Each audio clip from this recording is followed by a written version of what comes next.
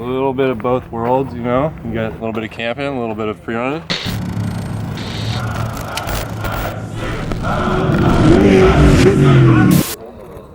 Hey, what's up, guys? So we're out here with Cole Wilson. We're gonna find this guy right now. We're gonna find out a little more about this beast. What's up, man? You got your cup of joe? Oh yeah. You ready to do this? So this is what people call the a pre-lander. A little bit of both worlds, you know. You got a little bit of camping, a little bit of pre-running. Right on. A little bit of both. Dang, dude. This will definitely get you to the campsite pretty quick, I'd have to say. Oh yeah. Smooth.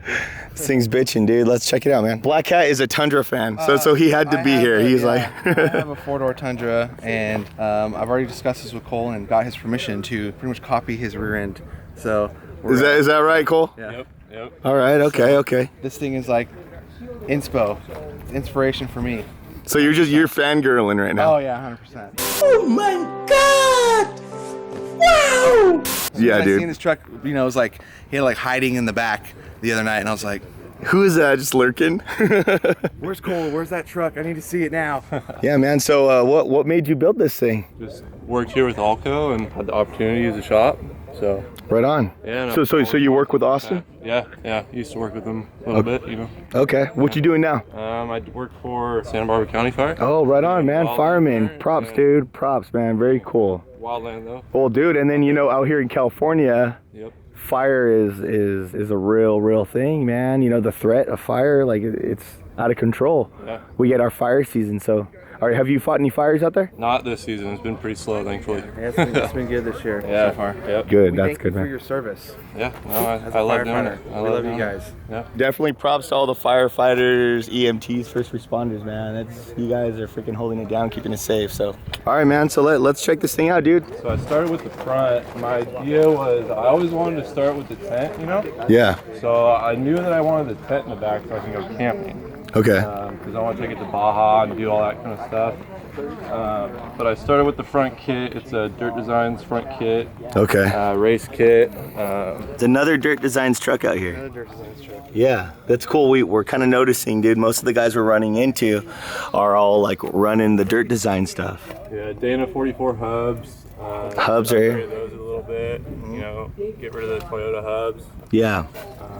How did the Toyota hubs do? How could they do? You know, they're good.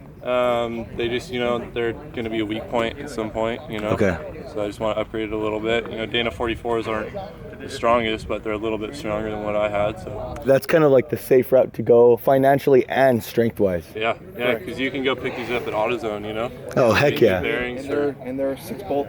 yeah. bolt-on hubs? Yep. Yeah. So you got room for another shock right Yeah, here? he's got mounts already for the Gotta bypass. do some, you know, little cleanup and move size? some things around to fit another shock in there, but Okay. Do a 2.5 or 3.0? I could fit 3.5 in there if I wanted to. Jeez. Yeah, upper arm's big enough, so. Well, I got Let's some see. 2.5 bypasses for sale. Hey, dude, get out of here! You're not trying to sell. I think we found the purpose of Black Hat wanting to be here, trying to sell this guy some stuff. Get out of here, Black Hat. Just kidding, dude. So you're gonna move some stuff around, get a bypass in there. Yeah, a little bit upgraded steering. Okay. I did kind of a funky little. Oh my yeah, check own that deal. out. Yeah, we got. So yeah, guys, in the Toyotas, the steering runs back here. Usually, you'll see it like on the F-150s and the Chevys. You'll see like the steering is usually up here. So he has a But back here- he has a rack saver back here. Okay. Why don't you tell us about that? Yeah, so I just made a little. I saw a guy do this. I can't remember exactly who it was, but basically there's a, you know, you can see right here. There's a tube and then a brass bushing and then another tube inside of it. Okay. And it just strengthens it up and keeps the rack from, you know, doing all this flexing and whatnot. Okay. Because that's probably typically a weak point, right? Oh yeah, Oh, yeah, definitely. Yeah, Okay. definitely. Okay. This, I mean, once you these racks can only handle such a large tire. So once you bump up to a 37 or a 39, especially. What are these right here? 37. 37s? It looks big on this thing. Yeah, and being rear steer, like it's a little bit harder on it. Okay. You know, instead of being in the front. Oh, so rear steer behind the arms. Yeah, Got it. Yeah, exactly. Okay. Very good upgrade. So did you guys build that yourselves or was that something off the shelf? No, I just threw it together one day. Cool. What fenders are these? McNeil fenders? Yeah. So I tried to look for McNeil fenders, but they don't make these anymore. Yeah, they don't make them anymore. So I don't know if I want to show you guys this. So shout out to Mark. Let's get some of these fenders made again, dude. Yeah, no, first day Mark I took it McNeil. out, I didn't clearance it out enough. Okay. And pretty much blew this off.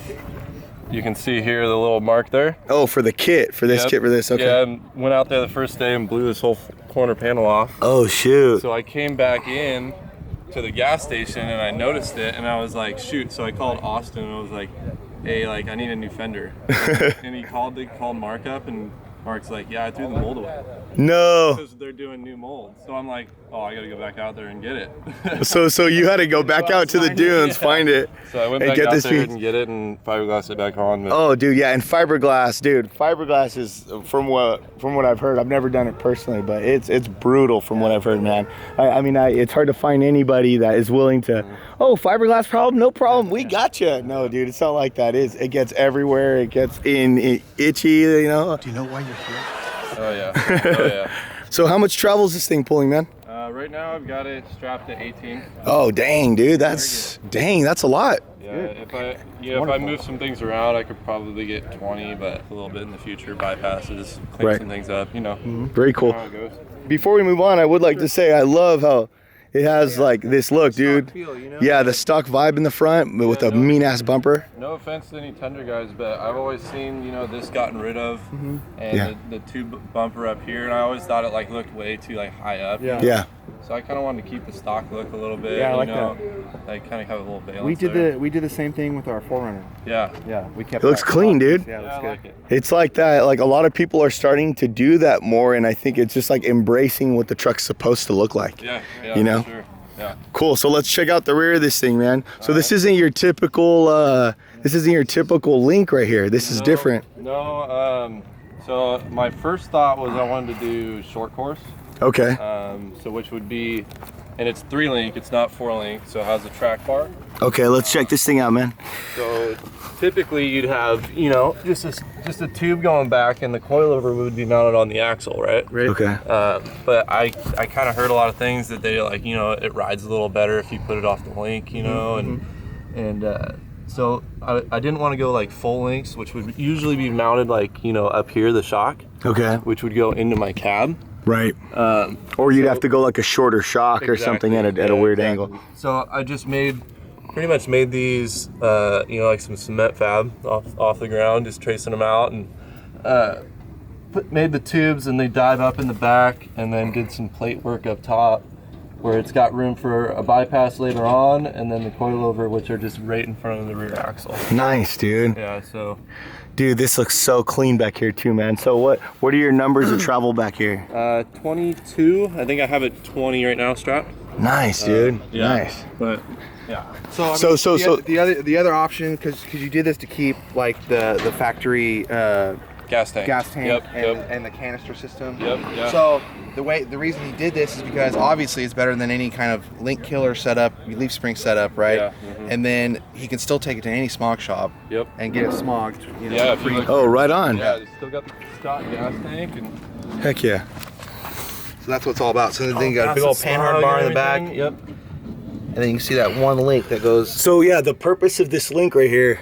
I mean, dude, what's going on with this setup? How do you? So you got, you know, your traditional lower links, right, which you'd have on any 4-link setup. Okay. And then usually you'll have your upper links, which are going from here to keep the axle going from side Right. to side and rotating back like that. Okay. So you have one upper link, which keeps the axle from, you know, rotating back and keeping your pinion angle. Right. And then you don't have the triangulation Okay. from the 4-link, so that's where you get, you know, your panhard bar. Nice. Basically keeps your axle going from side to side.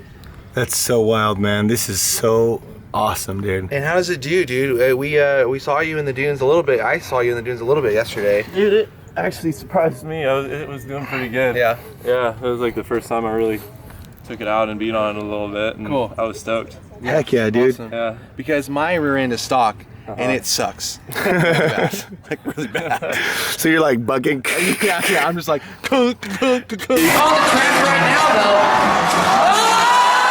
That's the step with pre-runners. You know, you get the front done first, and then, you know, the back will have to just do for a bit, and, you know, you kind of get pumped up because the front of the truck looks good. You head out there and you're bam, bam, bam, bucking. Slamming the rear end. Yeah, dude. Definitely, man. But always remember, kids, that the rear is just as important as the front, if not more important than the front. Not more important. Message.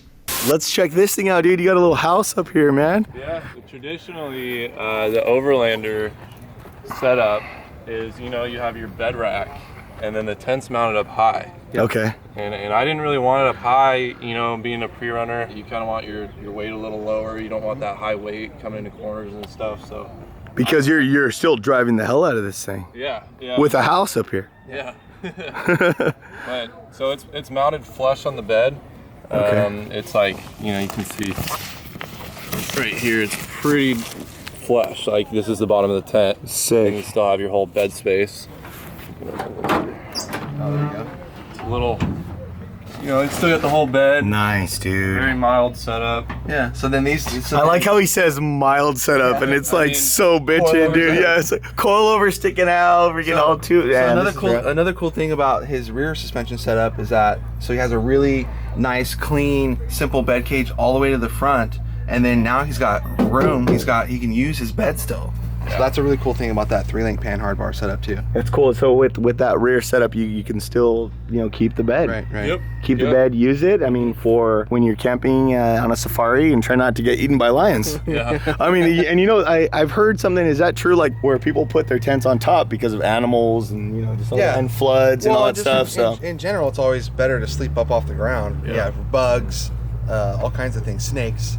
Yeah. Hey, it's not the tree house, it's the truck house, you know, you just, anyways. All right, man, cool. Dude, so look, and this thing looks roomy, dude, I'm not gonna lie, man. So this is kind of a cool, like, feature, so, like, you don't get wet or get, like, you know. Well, some people are getting wet watching this thing. I don't get it. You got quite a bit of room, don't mind it. I slept in there. Oh, dude, no, dude, this is what's up. This is used. Yeah, you can fit like 6 people in there. Oh, yeah. Can we fit 6 people in there? That's the question. No, just kidding. We're not gonna bring everybody's ass in here. Hey, that's cool, they man. They come with a nice mattress, you know, and they're really well built. They're put together. It's not like some chintzy, like, you know, tent material. It's like actually so nice, so it'll last. And epic, dude. Epic. Very cool, man. So then we also have some McNeil bedsides, correct? Yep. Yeah. I really like these. Oh yeah, the bedsides are super clean. They're 4.5 or 6, right? 4.5. I think. Okay, they're 4.5. Yeah. No, I was really stoked on these bedsides. They fit really well, and I mean they're clean. They're super clean. Yeah, dude. Yeah. You know, I didn't even notice that there was bedsides back here because it flows so well. You know, they're painted, which is a rare thing in the pre-runner community. Painted. Everybody's like, paint your fenders. I'm like, dude, I don't have time for that. I don't have money for that. All right. We got broken other crap. All right, cool, man. Well, dude, this is epic, man. Thank you so much for sharing this thing. I guess the other question is, how long have you had this? Like, how long have you been using this thing, or have you? Not a whole lot. I literally finished. I kind of did the front and then the rear within. You know, like I work, so I did it kind of like weekend setup. Right, you know, right. Like do a little bit here, do a little bit there, and then drive it. And I probably finished it like, I don't know, 4 months ago, something like that. Oh, dang, 4. So this is fairly new. Yeah, exactly. Yeah, and this Right was on. the first time I really got the beat on it. But you've had the truck for a while, right? Oh, yeah. I bought your OEM coilovers off of you. Yep. If you remember. Yeah. We put those on a Sequoia, my father-in-law's Sequoia. Yeah, no, I've had the truck for probably about 2-3 years. Okay. But it was just stock with 35s, your little lift in the front. Right I told on. myself I wasn't gonna touch it, but And here we are. And now look. Race kit and Ultimate, race kit linked. We got ultimate truck treehouse up here, dude. Oh man, this is an epic build, dude. I'm sure people are gonna be stoked about it. Thank you so much for sharing with us, man. Hopefully we got some shots out there, and if you have any shots, send them our way. We'd love to put it in there. And thanks, guys. Yeah. Well, yo, dude. Again, this is a 2006 Tundra. Freaking last year of this body style. Prelander. That's what we call these things. We didn't really talk about you have anything done to the motor? Or? Oh yeah, motor. Ooh, forgot. My bad. No, stock motor. You know why we don't need to? Because these damn things go forever, dude. These Toyota motors are freaking forged in by God's hands or something. I don't know, man. I was on rev limiter all day yesterday. Very cool. So is it the 4.7? It's a 4.7, yeah. 4.7. So it'll be the second gen 4.7, which came with 282 horsepower from the factory, which is pretty good in that little V8. 4.7 and 282 horsepower. Yeah, from the factory. I think it's Pegasus power, this thing. For sure, man. All right, brother. Pegasus power. Well, thank you so much, man. Thanks for going over the build, and hopefully we'll check this out maybe in action next time we're out here, guys. Take it easy.